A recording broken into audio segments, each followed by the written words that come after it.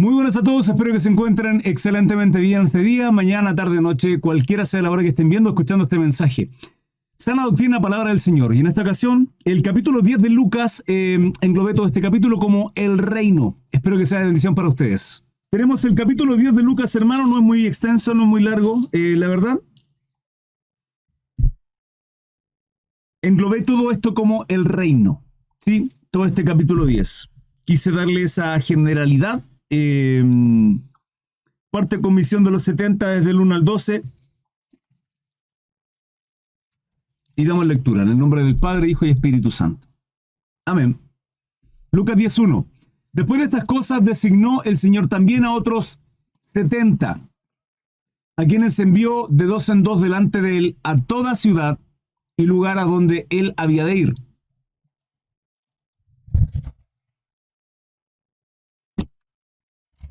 Ahí sí, están jugando la pelota, no quiero gritos. Envió de dos en dos delante de él a toda ciudad y lugar donde él había de ir. Y les decía: la mies es mucha, a la verdad es mucha, mas los obreros pocos. Por tanto, rogad al Señor de la mies que envíe obrero a su mies. Es abundante la cosecha, la Nueva Versión Internacional. A eso se refiere con la mies. Les dijo, pero son pocos los obreros, aquellos que trabajan para cosechar aquella cosecha, ¿sí? Aquella mies. Pídenle, por tanto, al Señor, a nuestro Dios, de la cosecha, que manda obreros a su campo. Esto tiene que ver, hermano, con todos aquellos que necesitan ser apartados, evangelizados, a los cuales se les necesita predicar el reino de los cielos. Por eso englobé este capítulo 10 como el reino. Considerando que el capítulo 9 que estuvimos estudiando el día de ayer, y que además preciosa y maravillosamente concordaba un poco con el estudio de Segunda de Samuel en la mañanita, para aquellos que no sepan de lo que hablo, recuerden que realizo estudios bíblicos a las 8 de la mañana y 21 a 15 horario, como sale acá, en TikTok, en las 4 plataformas, Instagram, TikTok, Facebook y YouTube. Y estuvimos en la mañana estudiando eso. Y ayer el discipulado, se trataba del discipulado, de la obra que tenemos que realizar, número 1. Primero como discípulo y posteriormente ser enviado. Y acá en este capítulo 10 vemos al Señor que no solo, y atentos a esto, no solo fueron los 12 discípulos. Acá habla de 70. Después de estas cosas designó el Señor a otros 70 enviándolos de dos en dos. Hermano, nunca solo. Siempre de dos en dos. Si uno cae, el otro le sostiene, le levanta. Es importante eso. Y acá está hablando de que la mies es mucha, más los obreros poco. Es necesario, iglesia, imagínense, no solo en este tiempo, en el contexto inmediato, es el Señor Jesucristo enviándole hace 2000 años atrás, aproximadamente, un poco menos, a obrar, a evangelizar, a predicar el arrepentimiento, a predicar el reino de Dios. Y es lo que usted y yo estamos llamados a hacer en la gran comisión en Mateo 28:19. Versículo 3. Id, he aquí yo os envío como corderos en medio de lobos. Yo mencioné el día de ayer, si mal no recuerdo, fue ayer o en la mañana, bueno, por ahí, hay 3 tipos de personas: pastores, ovejas y lobos. Pastores son aquellos que lideran, guían, cuidan, ¿sí?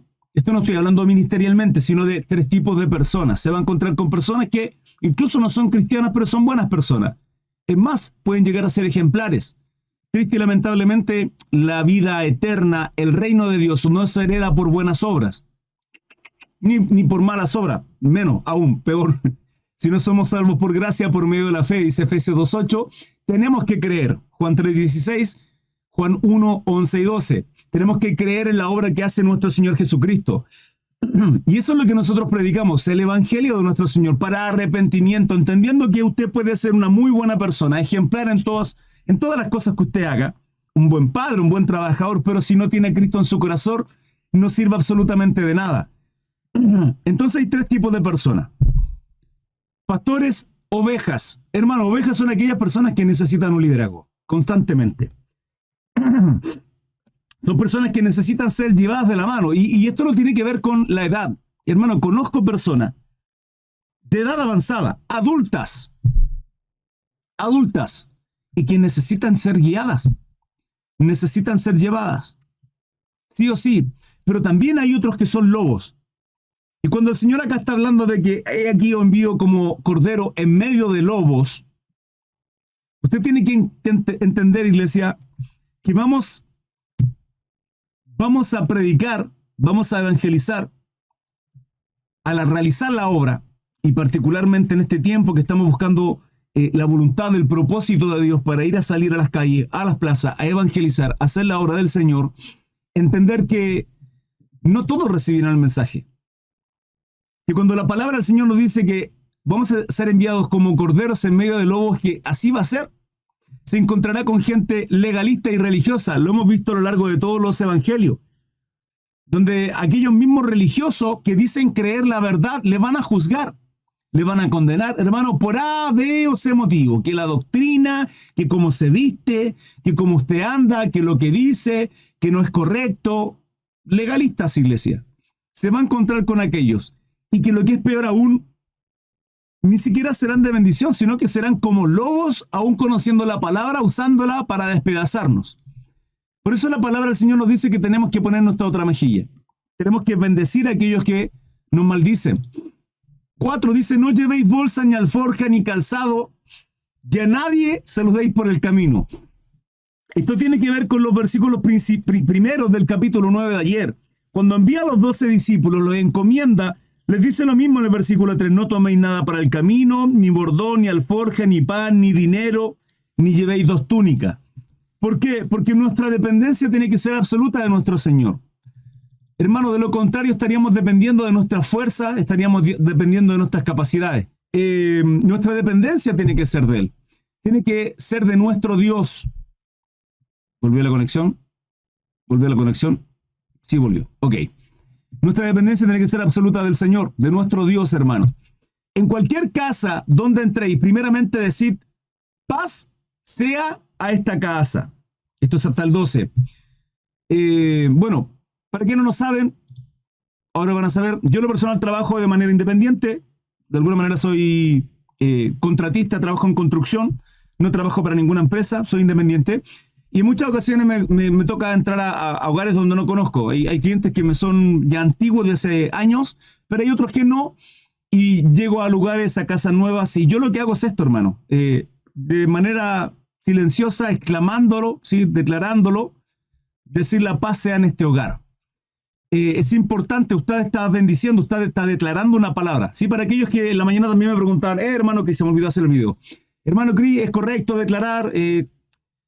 No estamos hablando de aquella declaración, profecía o declaración, exposición positiva, no recuerdo cómo se dice técnicamente, de aquellos que declaran bendición y que hablan del humanismo y que se creen profetas, hermano, que pasan por sobre incluso Dios sin buscar la voluntad y el propósito de Dios. No, hay una palabra que tenemos que declarar, hay un evangelio que hay que declarar, hay unas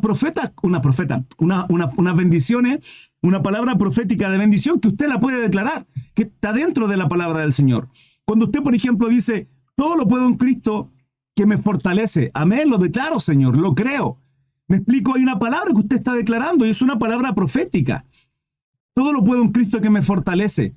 El que habita al abrigo del Altísimo morará bajo la sombra del Omnipotente. Amén, Señor, lo creemos, lo declaramos, Padre, porque confiamos en tu palabra. Es una palabra escrita, no está declarando nada de lo que la palabra nos está enseñando. Cuando usted ingresa a una casa y usted bendice a su hogar, lo declara, la palabra lo está diciendo. En cualquier casa donde entréis, primeramente decid, pase a esta casa. ¿Por qué? Dice, si hubiera allí algún hijo de paz, vuestra paz reposará sobre él, y si no, se volverá a vosotros. Es interesante lo que ocurre acá. Cuando dice se volverá a vosotros, hermano, es porque usted sentirá en su espíritu, y acá estamos hablando de discernimiento. ¿Qué tiene que ver con eso? Tiene que ver con el don y la capacidad de usted de discernir cosas en el ambiente espiritual donde otros no podrán entenderlo. Es más, aquellos que conozcan mucho la palabra, probablemente esto que le estoy diciendo le esté causando un poco de controversia. Porque tal vez no entiendan de esto que le estoy diciendo, pero muchos en el espíritu entenderán que de pronto usted ingresa a una casa y discierne algo en el ambiente, algo que nadie le dice, algo que nadie más capta, sino solo usted, o tal vez un par de por ahí hijos del Señor, cristianos. Un espiritual discierne las cosas del espíritu. Y usted va a sentir este rechazo de pronto. Es más, podrá ingresar a una casa y se va a encontrar con algo incómodo, con algo como que la absorbe, ¿sí? De pronto el conversar con alguna persona. Esto tiene que ver con las capacidades que uno tiene con los dones espirituales. Dice, y si no, se volverá a vosotros. Y posad en aquella misma casa comiendo y bebiendo lo que os den. Lo que os den. Hermano Cris, y si usted lo bendice, usted lo santifica en el nombre de Jesús. Amén. Porque el obrero es digno de su salario. ¿Qué estamos hablando acá? Estamos hablando de que el obrero que sale a evangelizar, sale a predicar, que es enviado de dos en dos. Acá está hablando de la misión de los 70. O sea, que el obrero que sale a predicar, a evangelizar y se le concede algo, en este caso este salario, ¿sí? Es digno de, porque el obrero es digno de su salario. No pondrá bozal al buey que trilla. ¿Qué significa eso, hermano Cris? Un buey que trilla, hermano, que ara la tierra, que trabaja en el campo, digo, ¿no tiene derecho de comer del campo también? ¿Por lo cual está trabajando? ¿O usted le pondrá bozal para que no coma? Por supuesto, tiene que dejarle. A eso se refiere la palabra, y Pablo nos habló de esto también. No os paséis de casa en casa. No anden con ese espíritu de pulga, hermano, de casa en casa. En cualquier ciudad donde entréis y os reciban, comed lo que os pongan por delante. Y sanad a los enfermos en ella, y sanad a los enfermos que en ella haya. Hermano, estos no son los apóstoles. Estos no son los 12 discípulos, los principales, las columnas, los baluartes, no, que solo los dones eran para los apóstoles, los dones César. Hermanos, estos son 70, son otros completamente aparte de aquellos 12 apóstoles que el Señor les envió. Y esa autoridad que está en el capítulo 9, esa autoridad que muestra el Señor acá, porque lo dice en la palabra en el capítulo 9. Y habiendo reunido a sus 12 discípulos, les dio poder y autoridad sobre los demonios y para sanar enfermedades. Lo he dicho en otras ocasiones, está en el primer versículo del capítulo 9.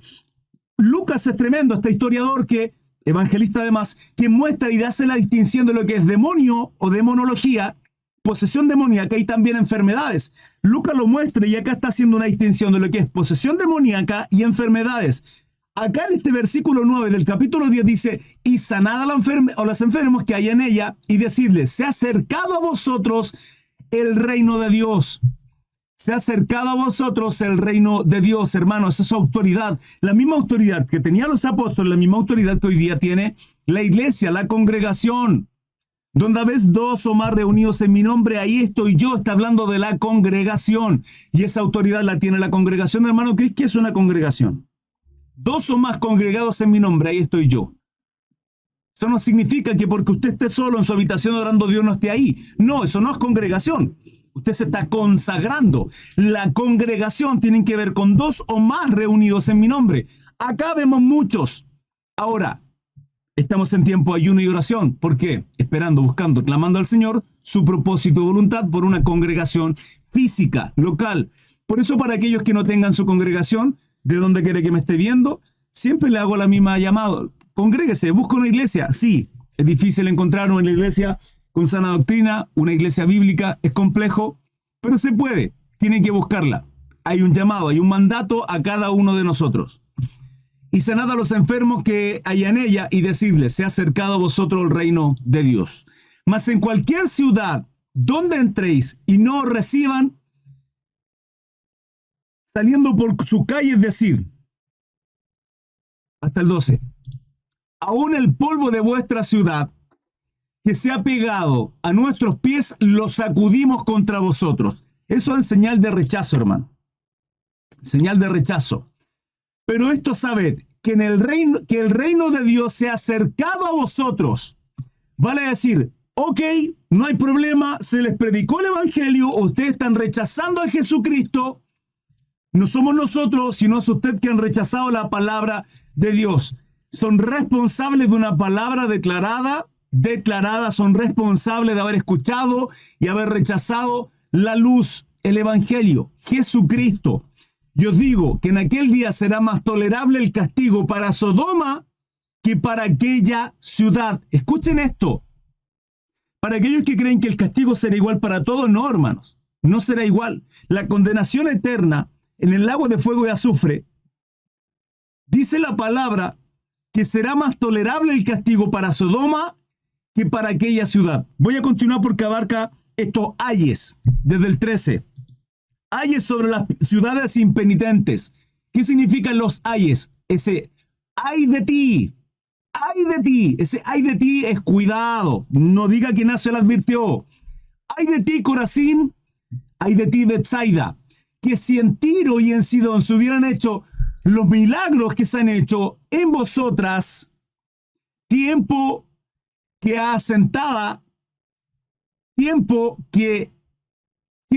sentadas en silicio y ceniza se habrían arrepentido. Por tanto, el juicio será más tolerable. En el juicio será más tolerable el castigo para Tiro y Sidón que para vosotras.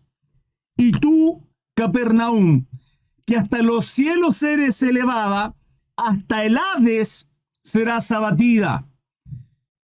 El que a vosotros oye, a mí me oye, dice nuestro Señor Jesucristo. Y el que a vosotros desecha, a mí me desecha. Y el que me desecha a mí, desecha al que me envió.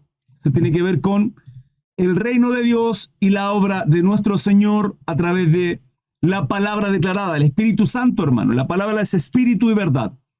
Hermanos amados, dudas, preguntas, consultas, la palabra ha sido ministrada. Esto se trata del reino y de hacer la obra que usted y yo tenemos como gran comisión, Mateo 28, 19. Regreso de los 70, desde el 17 hasta el 24. Dice así, Lucas 10, 17. Volvieron los 70 con gozo, alegres, contentos, diciendo, Señor, aún los demonios se nos sujetan en tu nombre. Contentos, alegres por hacer la obra. Y les dijo, yo veía a Satanás caer del cielo como un rayo. He aquí os doy potestad de hollar serpientes y escorpiones y sobre toda fuerza del enemigo y nada os dañará. ¿Se dan cuenta la autoridad, hermano? ¿Se dan cuenta el respaldo, la seguridad, la confianza que tenemos en nuestro Señor? Que deposita en su pueblo, en su iglesia, no solo en aquellos 70, no solo los 12 apóstoles. Hoy esa autoridad la tiene la iglesia. Somos ungidos en Cristo Jesús. He aquí hoy os doy potestad. Potestad es poder, autoridad, de hollar serpientes y escorpiones. La nueva internacional dice, la nueva versión internacional, he dado autoridad a ustedes de pisotear serpientes y escorpiones y de vencer todo el poder del enemigo. Nada les podrá hacer daño. Hermano, Efesios dice que nuestra lucha no es contra sangre ni carne. No es contra su vecino, no es contra su jefe, no es contra su hermano, no. Nuestra lucha es en lo espiritual. Y nuestras armas no son carnales, sino poderosas en Cristo Jesús. El ayuno, la oración, la palabra, la predicación. ¿Sí? Y de ahí muestra Efesios una armadura que tenemos que tener todos y cada uno de nosotros constantemente. El calzado, que es el apresto del evangelio. La espada, que es la palabra del Señor. El escudo de la fe, la coraza de la justicia, el yelmo de la salvación. Hay una armadura en la cual usted y yo tenemos que andar constantemente. ¿Cómo es, hermano Cris? ¿Cómo es eso de la armadura en Efesios? Usted tiene que usar la palabra de Dios, que es su espada. Usted tiene que tener el escudo de la fe. Amén, Señor, yo confío en ti. Yo declaro, sí, tal palabra de bendición. Señor, tú eres mi pastor, Jehová mi pastor, nada me faltará. Amén. El escudo de la fe. La coraza de la justicia, andar en rectitud, en justicia delante de nuestro Dios. El apresto del evangelio, que es el calzado. Predicar, avanzar, pregonar la palabra. El yelmo de la salvación, la cobertura del casco de saber que somos hijos de Dios y que nada nos pasará, que nos apartará del amor de Cristo. Hermano, entonces hacemos efectivo esa armadura todos los días, caminando con seguridad, confiados en nuestro Señor. 10:20. Pero no regocijéis de que los espíritus se os sujetan, sino regocijaos de que vuestros nombres están escritos en el libro de la vida, en los cielos, dice la palabra. Ese tiene que ser nuestro gozo. Por eso puse este capítulo 10 como el reino. Porque no hay otra cosa más importante que entender que nuestros nombres están escritos en el libro de la vida, que somos parte de este reino y además parte de un plan de salvación. El Señor nos llama para ser ministros competentes, capacitados para toda buena obra del ministerio de la reconciliación. Nosotros evangelizamos, nosotros predicamos. Por eso dice estos versículos: la mies es mucha, los obreros pocos, pero no todos aceptarán, no todos comprenderán. No todos aceptarán el evangelio. ¡Ay de ti, Corazín! ¡Ay de ti, Betsaida! Porque si en Tiro y en Sidón se hubieran hecho los milagros que se hicieron en vosotras, tiempo que antes sentada en silicio y en ceniza, se habrían arrepentido. Pero hay gente que rechaza el evangelio. Pero no lo rechaza a usted, no me rechaza a mí, rechazan a nuestro Señor Jesucristo. Pero aquellos que pierdan su vida por causa de mí, dice nuestro Señor Jesucristo, esto hallarán. ¿Hallarán qué? Vida eterna. Porque ¿qué estamos buscando, hermano? ¿Qué estamos haciendo? ¿Usted está poniendo la mira en las cosas terrenales o en Cristo? ¿Está expandiendo el reino de Dios? ¿Quiere que el reino de Dios crezca? Amén, hermano. No mentira, hermano. Es un show todo esto. Porque no estamos haciendo la obra. Porque no estamos evangelizando. Me incluyo. A pesar de que estoy acá todos los días predicando. A pesar de que hay propósito en el Señor para este 2024, ruego al Señor que acontezca. No sé usted, cuestiónese usted, iglesia. Al 24. En aquella misma hora, Jesús se regocijó en el Espíritu. Ese Espíritu es con mayúscula. Jesús se regocijó en el Espíritu Santo y dijo: yo te alabo, oh Padre, Señor del cielo y de la tierra, porque escondiste estas cosas de los sabios y entendidos y las has revelado a los niños. Sí, Padre, porque así te agradó. Hay una constante con relación a esto de los niños.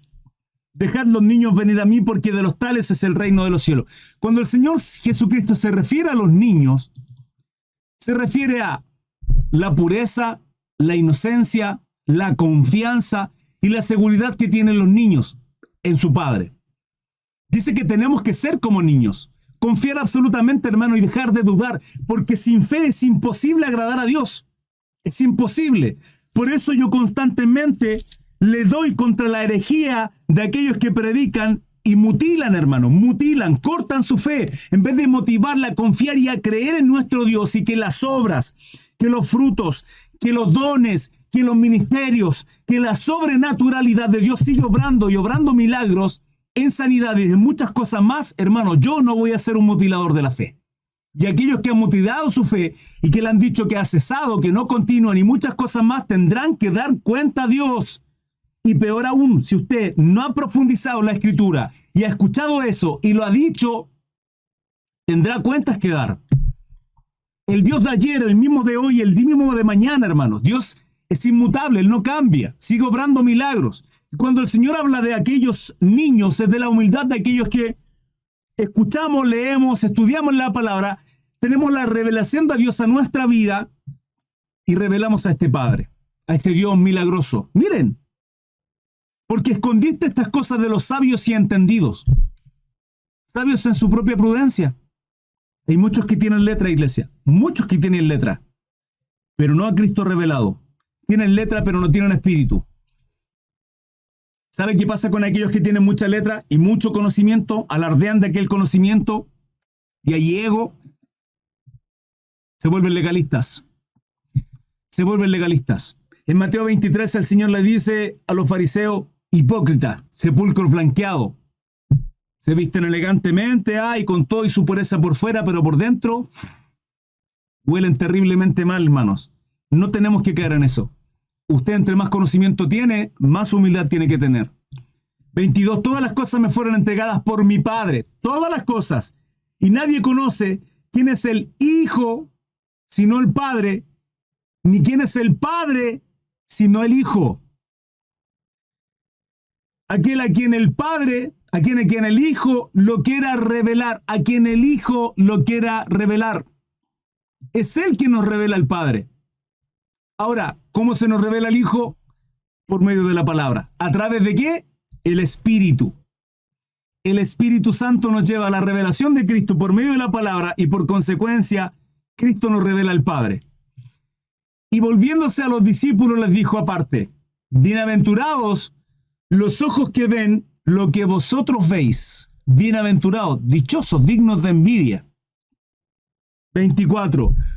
Porque os digo, iglesia, mire qué tremendo esto, porque os digo que muchos profetas y reyes desearon ver lo que vosotros veis y no lo vieron, y oír lo que oís y no lo oyeron. ¿De qué está hablando nuestro Señor Jesucristo? Está hablando de una palabra profética, hermano. Las cosas que nuestro Señor Jesucristo está obrando, las cosas que estos 70, las cosas que los discípulos, las cosas que usted y yo deberíamos, iglesia, estar obrando, hermano Cris, yo lo hago. Amén. Bendito sea el Señor. Pero hablo en general, porque la iglesia está en un show, hermanos, en un show. En un show de aparentar, es que sí, hermano, voy a orar por usted y no oramos, de que sí, en una oración, hermano, y con suerte 10 minutos. Oh, Padre amado, gracias por ese día, amén. Eso es la oración que hoy día se hace. Es un show todo. La iglesia está completamente dormida y dice el Señor, muchos reyes, hermano. ¿Sabe la capacidad que tenemos, hermano, de tener la Biblia y poder leerla y entenderla? Felipe, cuando se encuentra en el libro de los Hechos con el eunuco etíope y el eunuco está leyendo Isaías, leyendo la profecía de nuestro Señor Jesucristo del Mesías sin entender nada, y Felipe le pregunta, ¿entiende? ¿Cómo voy a entender si nadie me explica? No entendía, hermano, yo leo Isaías, lo entiendo, usted lo entiende. Bueno, tal vez usted me dirá, hermano Cris, yo leo y no entiendo, porque tal vez es nuevito, es pequeñito en la fe. Tendrá un par de semanas, meses, o tal vez quizá un año, y está aprendiendo y está bien. Para eso están los maestros, los predicadores, los pastores, para evangelizarle, enseñarle, para poder explicarle la palabra. No todos van a comprender, es lógico. Uno cuando nuevo no entiende todas las cosas y Jesucristo, nuestro Señor, nos va revelando. El Espíritu Santo nos va revelando poco a poco la palabra, en medida que uno va creciendo, porque si no nos perdemos. Hermano, no nos damos cuenta. Miren, ¿sabe? Es tremendo porque yo a veces estoy entregando un mensaje profundo. Estoy dando a entender lo que significa esto, el reino, hermano, el reino de Dios. Cristo revelado a nuestras vidas. Cuando Pedro dice, tú eres el Hijo de Dios, el Cristo de Dios, hermano, lo estuvimos estudiando. En la revelación de cuando el Señor le pregunta, ¿qué dicen los hombres? Esto en el capítulo 9, versículo 20, él le dijo, ¿y vosotros quién decís que soy? Entonces Pedro respondiendo dijo, el Cristo de Dios, el Mesías, el ungido de Dios. Oh, increíble, Pedro, porque esto no te le reveló ni sangre ni carne, sino el Espíritu. Amén. Bendito sea el Señor. Pedro lo entendía, no. Porque ¿qué hacía con espada? ¿Qué hacía con espada cortando la oreja al romano? ¿Qué hace después diciéndole al Señor, Señor, no hagas esto, no te entregues? Apártate de mí, Satanás. Si usted entiende quién es Cristo y la revelación de Cristo a su vida, usted y yo seríamos otros. No tenemos toda la revelación. Y es necesario que eso ocurra. ¿Por qué, hermano Cris? Hermano, porque de lo contrario, yo creo que ante tanta revelación en nuestra vida nos perderíamos. En soberbia, aún más. Imagínense cómo somos de legalistas y religiosos. Con lo poco que sabemos, imagínense cuánto más. Nos creeríamos semidioses, hermano. Ah, no, porque el Padre me reveló esto a mí y andaríamos con soberbia y orgullo. ¿Acaso no fue lo que le pasó a Pablo? ¿Que le deja un aguijón en la carne a nuestro Señor? Sí, ¿por qué? Para mantenerlo humilde. Entonces hay situaciones en las cuales usted está viviendo, yo estoy viviendo, para mantenernos humildes. Hay un propósito ahí. Por eso dice la palabra, para los que aman a Dios, todas las cosas le ayudan a bien. Todo. Aquellos que son llamados por un propósito, conforme a un propósito a la voluntad de nuestro Dios. Por algo será. Comenzamos desde el versículo 25 hasta el 37 y después continúo con lo que sería ya esta última parte. Dice, y aquí un intérprete de la ley se levantó y dijo, para probarle. Un intérprete de la ley tiene que ver con aquellos que tienen conocimiento de la palabra, ¿sí? Que son doctos, religiosos, por decirlo de alguna manera. Se levantó y dijo para probarle, maestro. Qué mentiroso, hermano, qué hipócrita. Maestro, ¿ah? Señor. Nunca en su corazón ha sentido que Jesucristo era un maestro.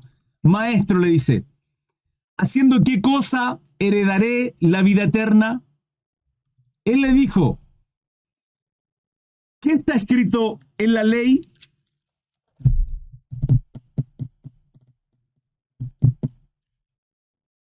¿Cómo lees? Aquel respondiendo dijo, amarás al Señor tu Dios con todo tu corazón y con toda tu alma y con toda tu fuerza y con toda tu mente. Y a tu prójimo como a ti mismo. Acá está citando el Shema. Esto es Deuteronomio. Deuteronomio 6, capítulo 5. El Shema comienza con el 4, pero esto es versículo 5. Está citando la ley. Y como el Señor Jesucristo también resumió toda la ley. Toda la ley. Y él le dijo, bien has respondido, haz esto y vivirás. Pero él, queriendo justificarse a sí mismo, dijo a Jesús, ¿y quién es mi prójimo? Respondiendo a Jesús dijo, un hombre descendía de Jerusalén a Jericó, sí, iba de viaje, y cayó en manos de ladrones, los cuales le despojaron, le robaron todo, e hiriéndole se fueron y le dejaron medio muerto ahí por el camino. 31. Aconteció que descendió un sacerdote por aquel camino, y viéndole, pasó de largo. Asimismo un levita de la tribu de Leví, llegando cerca de aquel lugar y viéndole, pasó de largo. Pero un samaritano. ¿Quiénes son los samaritanos, María Cris? Los samaritanos son los que viven en Samaria. Un samaritano que iba de camino, vino cerca de él, y viéndole, fue movido a misericordia. Tuvo empatía por aquella persona que estaba tirada. Y acercándose, vendó sus heridas, echándoles aceite y vino. Aceite y vino. Y poniéndole en su cabalgadura, lo llevó al mesón y cuidó de él. Pequeño paréntesis, cuando habla de aceite y vino, es porque en aquel entonces se utilizaba mucho esto, el vino que contiene alcohol para limpieza y el aceite que se utiliza para friega, para evitar, lo que hoy día también se hace, hermano, se usa el alcohol o la povidona ayudada, sí, para la herida. Bueno, aquel entonces se utiliza mucho esto. Esto lo menciono porque hay un pasaje, no recuerdo dónde dice la palabra, que van los ancianos sobre los enfermos y le ungen con aceite, porque el aceite no es la solución, hermano, como si el aceite fuera la magia, no. El aceite se utilizaba para muchas enfermedades. Y luego dice, pongan las manos, poner las manos sobre ellos y ungirles, ¿sí? Orar por ellos. Bueno, acá está diciendo de que aquel que lo cuida, ¿sí? El samaritano. Dice, otro día, al partir, sacó 2 denarios. 35, ¿estoy bien? Sí. Otro día, al partir, sacó 2 denarios y los dio al mesonero y le dijo, cuídamele y todo lo que gastes de más, yo te lo pagaré cuando regrese. Esto con relación al cuidado de aquella persona que habían asaltado. ¿Quién pues de estos 3 te parece que fue el prójimo del que cayó en manos de los ladrones? Él le dijo, el que usó de misericordia con él. Entonces Jesús le dijo, ve y haz tú lo mismo. ¿Qué hizo el Señor acá? ¿Qué le está mostrando? Él le dice, amarás al Señor tu Dios con todo tu corazón, mente, alma, mente, con todo. Y a tu prójimo como a ti mismo. Él intentando justificarse, dice, ¿y quién es tu prójimo? ¿Por qué? Porque la palabra es clara cuando dice el Señor, ¿qué mérito hay en usted, hermano? ¿Qué mérito hay en mí? Florina dice que se escucha raro en Instagram. No es primera vez que me pasa que me dicen que se escucha raro en Instagram. Salga y vuelva a ingresar, a lo mejor puede ser eso. ¿Qué mérito hay en usted y en mí, hermano? Que amemos a aquellos que nos aman. El Señor nos dice, ¿qué mérito hay en que usted ayude, bendiga, de alguna u otra manera, a aquellos con los cuales de pronto usted también sabe que va a recibir bendición? Pero la palabra nos enseña que tenemos que poner nuestra otra mejilla con aquellos que nos hieran. Dice que no podemos aborrecer a nuestro hermano, pero más aún allá, la palabra y la gracia nos demanda orar por quienes nos persiguen, orar por quienes nos maldicen, por nuestros enemigos. Y fíjense que acá lo que está mostrando el Señor, que tu prójimo es tu enemigo, porque judíos y samaritanos no se llevaban. Entonces, aquella persona que se quiere justificar diciendo amarás al Señor tu Dios con todo y a tu prójimo como a ti mismo, ¿quién es mi prójimo? ¿Es mi hermano de la congregación con el que me llevo bien? No, tu prójimo es aquel que te desprecia, que te rechaza. Él es tu prójimo. Porque si amamos a aquellos que no amamos, dice el Señor, ¿qué mérito tenemos? ¿Acaso los religiosos, los fariseos no hacían lo mismo? Lo mismo, hermano.